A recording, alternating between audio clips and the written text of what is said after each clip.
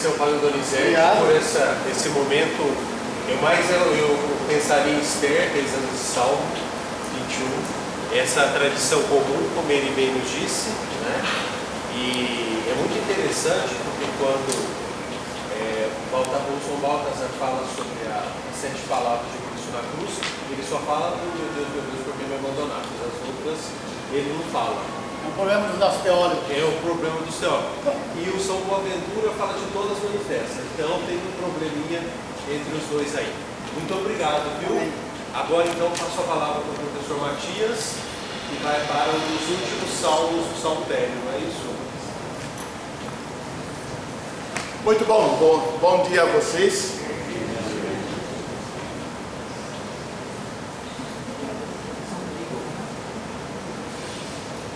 Será que possamos apagar um pouco a luz?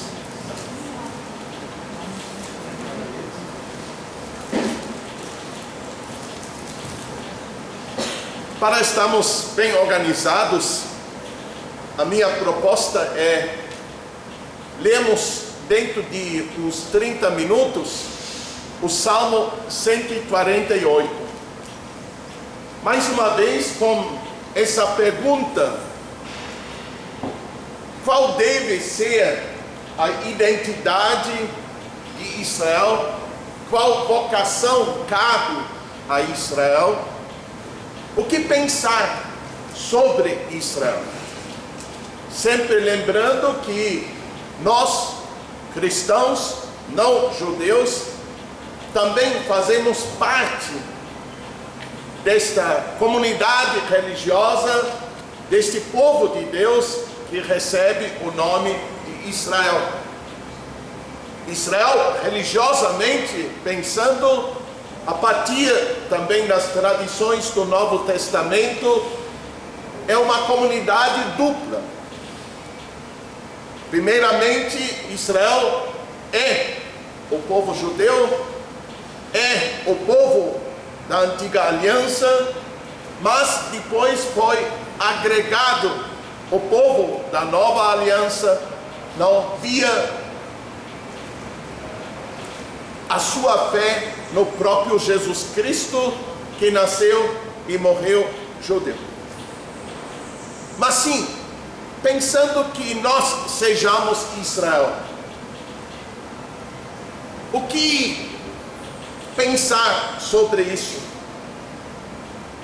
A Bíblia hebraica, o nosso Antigo Testamento, traz este nome 2.500 vezes. E somente o livro dos Salmos menciona o nome de Israel 62 vezes. No Salmo 22, que nos foi trazido pelo Padre Donizete, ele aparece. Mas também no Salmo 148, bem no final, Israel será mencionado. Eu quero visitar então um texto, um salmo com vocês, para vislumbrar, para descobrir inicialmente o que seria Israel. O salmo começa e termina com a mesma palavra. Na verdade, em hebraico são 2 palavras que se unem. Aleluia. Lá está o verbo alal, flexionado como imperativo plural, louvai vós. E no final, a abreviação do nome de Deus, o famoso tetragrama, que nós não pronunciamos, nem como judeus, nem como cristãos, por respeito, mas que nós trazemos de forma fácil como Senhor. Então, aleluia significa simplesmente louvai o Senhor. E esta é a ordem inicial, e esta será também a ordem final. Insiste-se no louvor a Deus. Agora, quem deve louvar a Deus? O Salmo vai nos apresentar 3 dimensões. Nas primeiras 2 partes, os céus e a terra devem entoar o louvor, para no final Israel ganhar a sua tarefa específica. Mas na primeira parte, então, 3 pequenas estrofes, nós somos convidados a olharmos para os céus. A primeira estrofe é esta aqui: dos céus, louvai o Senhor, louvai-o nas alturas, louvai-o todos os seus mensageiros, louvai-o todos os seus exércitos. No hebraico, a palavra céu, shamayim, é sempre flexionado no plural. Gramaticalmente, uns pensam que seja o elativo. Para que serve o elativo? Uma realidade muito abrangente, imensa. Ela é pensada no plural, para indicar a grandiosidade da coisa. Os céus são grandes, por isso se fala somente nos céus e não no céu no singular. Mas na primeira estrofe, quem é convidado a louvar a Deus são os seres vivos que estão no céu. A Bíblia hebraica, a cultura religiosa do antigo Israel, não imagina Deus sozinho lá nos céus, mas ele se encontra acompanhado pelo famoso exército celeste, ou melhor, os exércitos celestes. Ele é o Deus Sebaot. Savá é o exército, Sebaot são os exércitos. E as mais diversas figuras, querubins, serafins, se tornam neste exército celeste mensageiros de Deus. Também poderíamos traduzir esta palavra mensageiros, melachim, como anjos. Estes seres celestes vivos estão a serviço de Deus. Além de louvarem a Deus, podem se tornar mensageiros de Deus. Também são pensados como filhos de Deus, subjugados ao Deus Todo-Poderoso. Nos primeiros 2 capítulos do livro de Jó, inclusive o opositor, chamado Satã, faz parte deste exército celeste. Mas esta é a primeira ideia.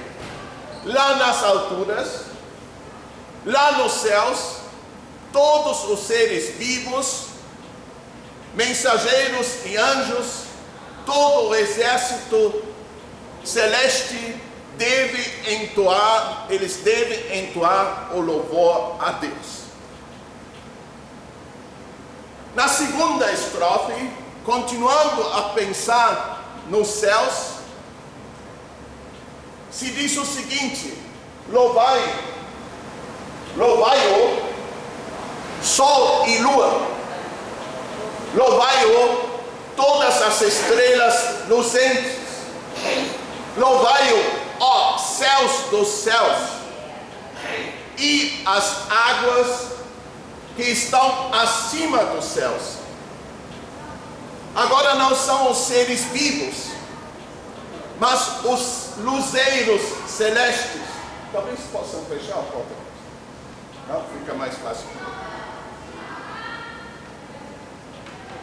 Beleza? Não? Os salmos exigem silêncio.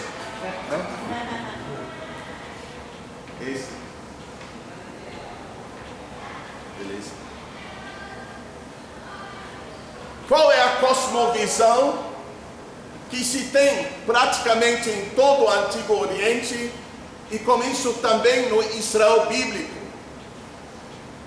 A terra é pensada de forma plana, como se fosse um prato, e em cima da terra se encontra o firmamento, como se fosse uma chapa de metal martelada, fixada nos extremos da terra. E nesse firmamento se encontram instalados os luzeiros, o sol, a lua, as estrelas. Eles percorrem o firmamento. O sol nasce no extremo leste, percorre o firmamento durante o dia e desce no extremo oeste, para depois entrar na sua tenda e voltar no outro lado, no outro dia de novo. Mas também estes seres não vivos, mas que pertencem ao céu, assim como o firmamento, que faz parte do céu, devem louvar a Deus. Outra coisa que se imagina no mundo antigo, tanto os céus como a terra se encontram rodeados por aquelas águas imensas, chamadas também de abismos, ou pensadas como o oceano primeiro, aquelas águas que nas origens cobriam tudo. E quando Deus separou as águas, surgiram três águas. Nós temos as águas que cobrem 2/3 da terra, os mares, os rios. Mas nós temos também as águas que estão debaixo da terra. E nós temos as águas que estão acima do firmamento. Tudo rodeado por águas. Quando Deus cria o mundo em Gênesis 1, Ele o cria separando as águas. Em águas na terra, em águas debaixo da terra, em águas acima do firmamento. Então imagina-se que inclusive acima dos céus tem água. Também estas águas que estão acima dos céus devem louvar o Senhor. Então, os seres vivos nos céus, mas também os seres não vivos nos céus, louvai-o, louvai-o, louvai-o 7 vezes. Isso é bem planejado. 7 vezes, aleluia. E assim a primeira parte deste salmo termina com a terceira estrofe. Que louvem o nome do Senhor, porque Ele ordenou e foram criados. Para sempre e eternamente os pôs de pé. Deu uma prescrição que não passa. Porque se deve louvar a Deus a partir dos céus. A razão que o Salmo apresenta aqui, terminando a primeira parte, é os céus. E tudo o que existe nos céus chegou à existência porque Deus os criou. E por causa disso, tudo o que faz parte do céu funciona tão bem, com tanta regularidade. Assim, as leis do universo para quem reza aqui, tudo isso é fruto da ação criadora de Deus. São o resultado da palavra deste Deus. Foram criados por Ele. E o Criador lhes deu estas ordens para que ficassem ali em pé o tempo inteiro e para que, de acordo com as prescrições do Criador, então existissem. Termina a primeira parte. Dos céus, louvai o Senhor. Começa a segunda parte. De forma bem paralela. Da terra, louvai o Senhor. Agora vão ser 4 estrofes. A primeira 3 estrofes. Juntamente o louvor a ser entoado dos céus e da terra, 7 estrofes. Mas as 4 estrofes sobre a terra. Louvai o Senhor a partir da terra. Ó monstros marítimos ou marinhos e todos os abismos, fogo e granizo, neve e neblina, vento tempestuoso que executa sua palavra. Pensando na terra, o primeiro olhar parece se dirigir aos mares, e especificamente às profundezas enormes que existem nos mares, os abismos cheios de água que também existem na terra, e não só nas águas debaixo da terra ou nas águas acima dos céus. Esses abismos, como aqueles seres imaginados ali, estes seres míticos, às vezes aparentemente como uma fossa monstruosa, são também convidados a entoarem o louvor a Deus. Além disso, os fenômenos climáticos, os ventos, as tempestades, o fogo que cai do céu, os relâmpagos, o granizo, a neblina, a neve,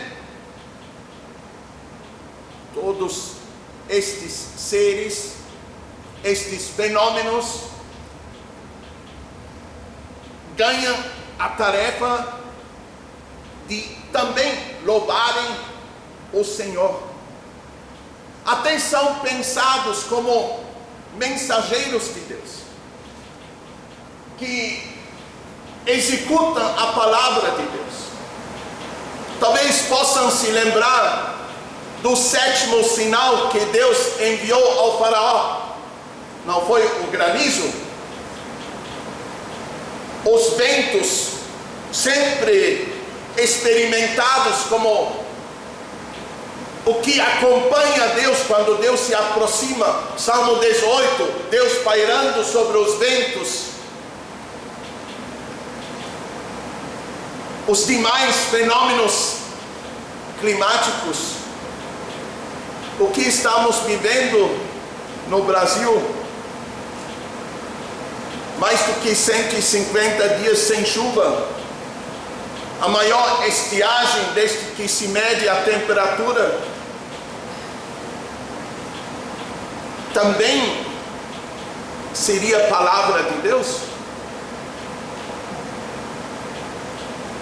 Quando olhamos para as tempestades,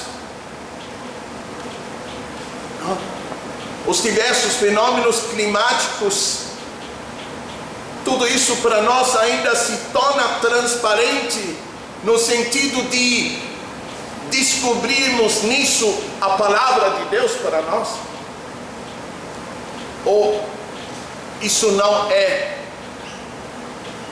palavra de Deus? Quem reza aqui diz, não. Também, todos esses fenômenos, esses espaços, devem louvar a Deus. Segunda estrofe da segunda parte, os montes e todas as colinas, árvore frutífera e cedros todos, o animal selvagem e o gado, répteis e o pássaro alado, louvai o Senhor. Agora, as paisagens entram em cena, tornam-se representantes de tantas paisagens, montes e colinas, que louvem o Senhor. Entra em cena os vegetais, e como representantes de todos eles, 2 vegetais lenhosos, 2 árvores. O representante talvez mais nobre das árvores frutíferas.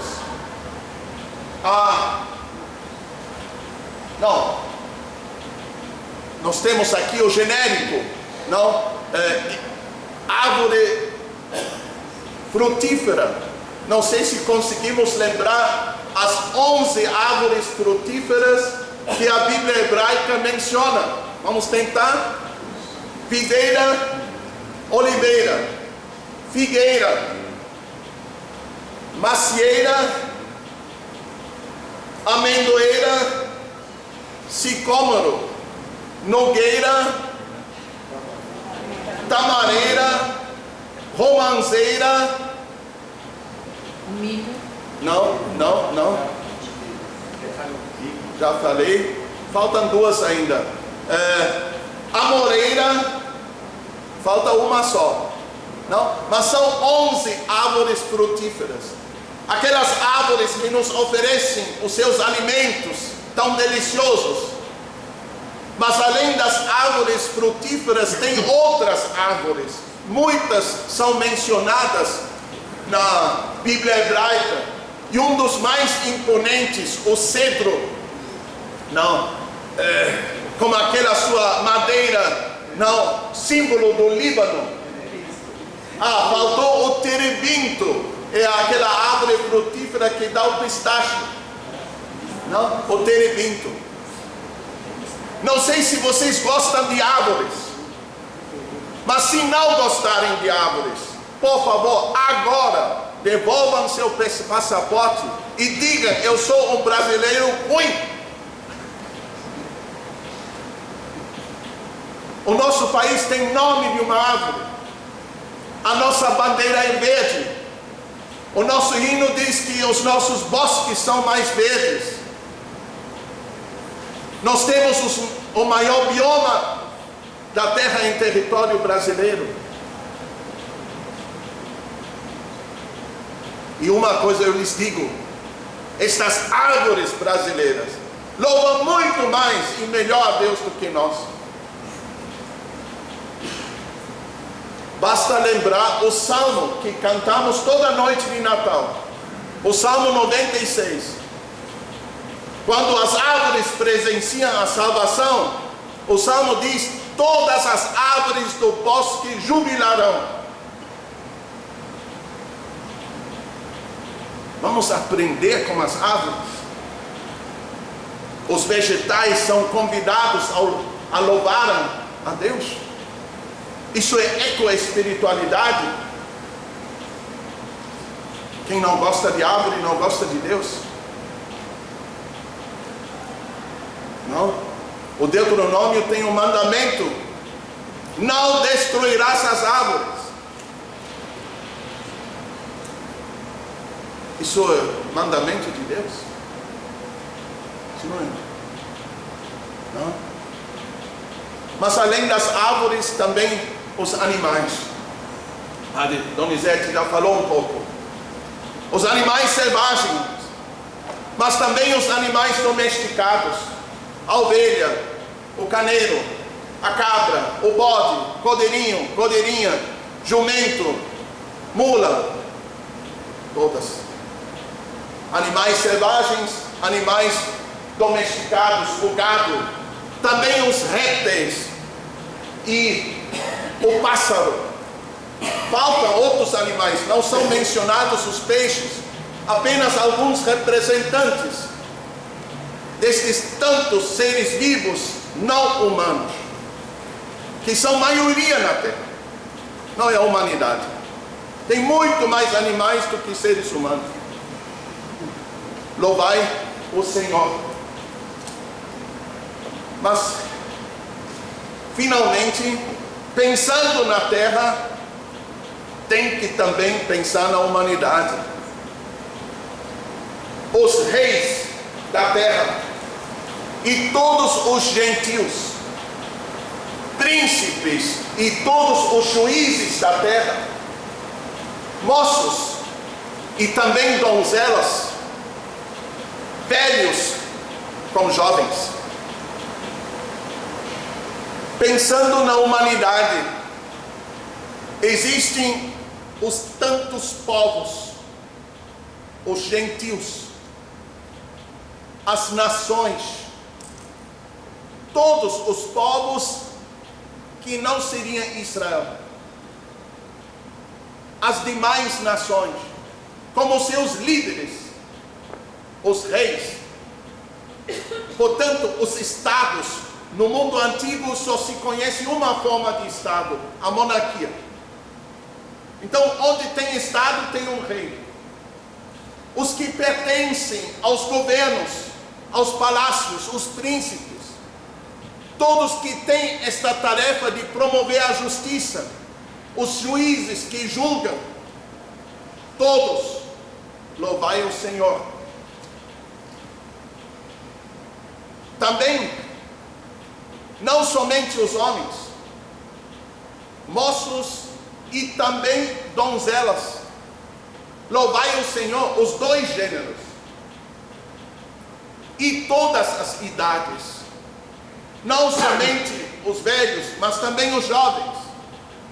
Não, Padre Fernando, que escreveu a tese doutoral sobre velhice e ancianidade no Pentateuco. Quer saber de velho?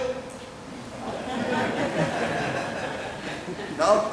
E a minha simpatia já é muito grande, porque quando faz parte dos 60 e mais, já tem aqui 60 e mais, não, nós estamos, não? Isso, louvai o Senhor. Porque, última estrofe da segunda parte,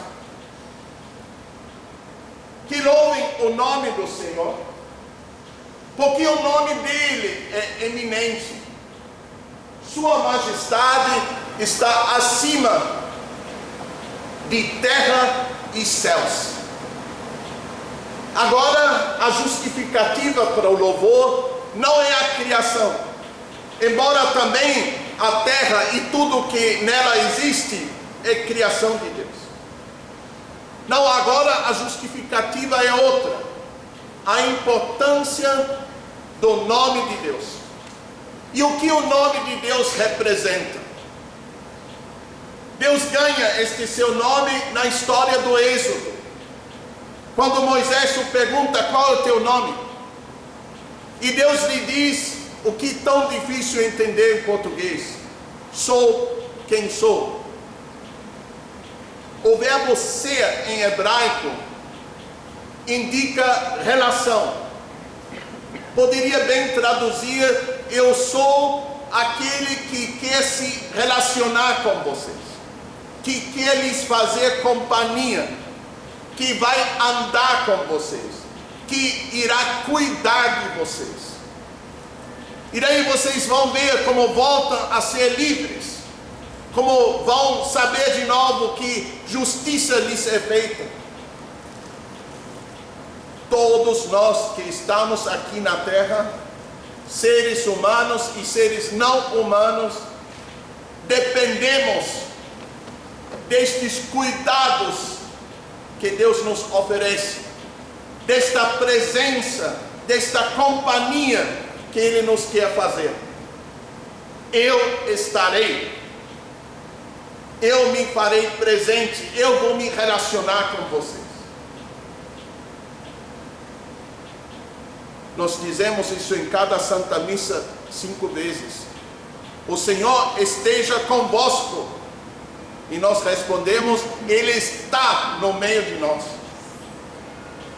Sem Ele estar presente, e é isso que seu nome diz, eu estarei aqui na terra, nem a terra existiria, muito menos algum ser nesta terra sobreviveria. Esta é a razão para esta ordem dada da terra, louvai o Senhor.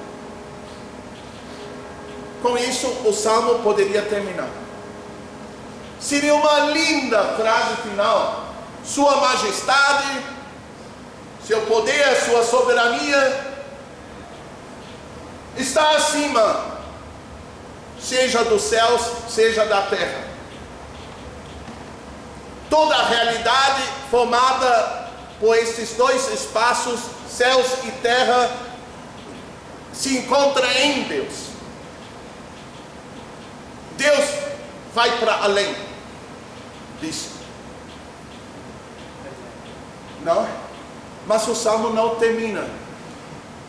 E agora vem a surpresa. Ele ainda se propõe a pensar em Israel, afirmando, exaltou o poderio de seu povo. Em louvor por parte de todos os seus fiéis, por parte dos filhos de Israel, o povo próximo a ele. Um versículo que nos desafia. O que está sendo pensado aqui sobre nós, povo judeu e povo cristão, que religiosamente são Israel? Qual é a nossa identidade? Começa com uma imagem que é uma das pouquíssimas imagens que eu não consegui traduzir. Ela aparece em alguns momentos no Salmo 132, literalmente se diz: e Deus fez crescer o chifre de Davi. Vocês são muito educados. É São Bento que lhes impõe todo esse respeito. Não soa bem em português. Não, imagina escutar na liturgia que Deus fez crescer o chifre de Davi. Será mal entendido. Mas o chifre é símbolo representante do poder. Isso entendemos bem também no estado de São Paulo. Os nossos berrantes, o tamanho do chifre do touro, a força que lhe pertence. Então o chifre é símbolo de poder, de poderio. Mas eu optei por deixar isso de forma mais abstrata. Não, talvez não saiba, mas quem quiser depois, nesta nova Bíblia, publicada exatamente 1 ano atrás, eu tive a felicidade de traduzir, além do livro do Êxodo e do Cântico dos Cânticos, justamente o livro dos Salmos. Então esses comentários estão nas notas de rodapé. A tradução nova é esta. Não, pode dar uma olhada depois, levar para casa se quiser. Mas voltando ao Salmo. Primeira ideia: Deus deu sim uma força, um poder a seu povo. Mas poder para quê? Esse poder consiste no louvor. Cabe a este povo, que somos nós, entoarmos ou verbalizarmos, musicarmos o louvor que no fundo já vem dos céus e da terra inteira. Mas esta é a nossa tarefa específica. Dar voz humana a este louvor. Aqui está a casa em São Paulo, que é a casa mais antiga da cidade. Aqui este louvor está sendo entoado há séculos. E se São Bento um dia não mais existir, acaba São Paulo. São Paulo perde sua função. É preciso que... Não se assustem demais, mas... estou querendo mostrar a importância do que aqui, nesta casa, ocorre. E em outras casas, não. Essa casa representa a igreja para São Paulo. Esta é a tarefa de Israel. De verbalizar, de musicar este louvor que céus e terra devem entoar. Não?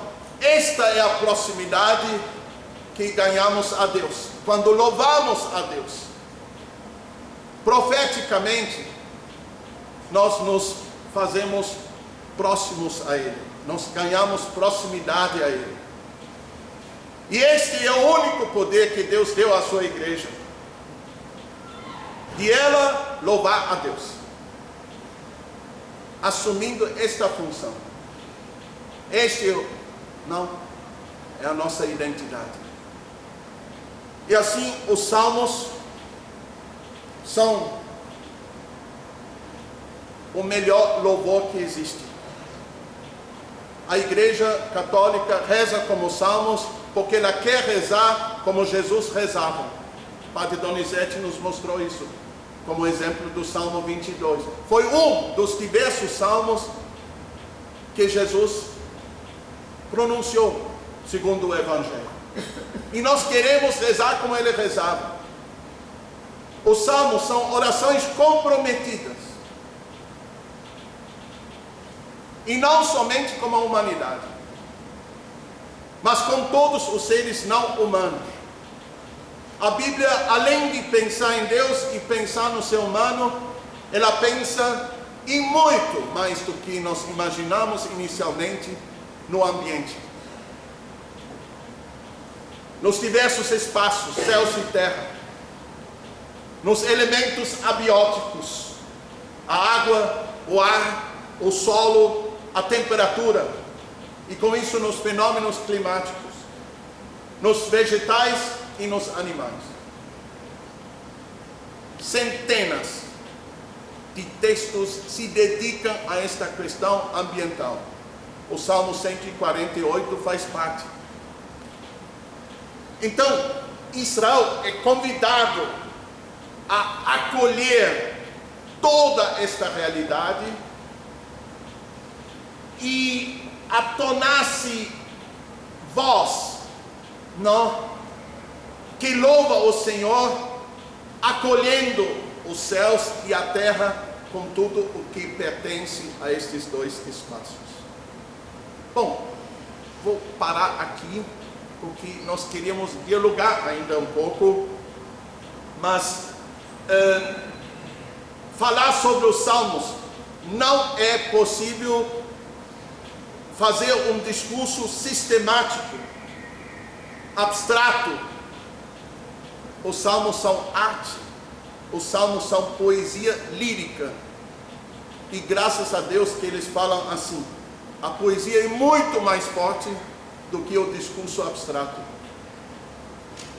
São apenas 14 versículos, mas você pensa, o pensamento voa e vai longe, não? Então, muito obrigado, e vamos tentar um pequeno diálogo. Temos ainda até as 11h30, não? Então, Gregório nos ajude. Bom, não sei.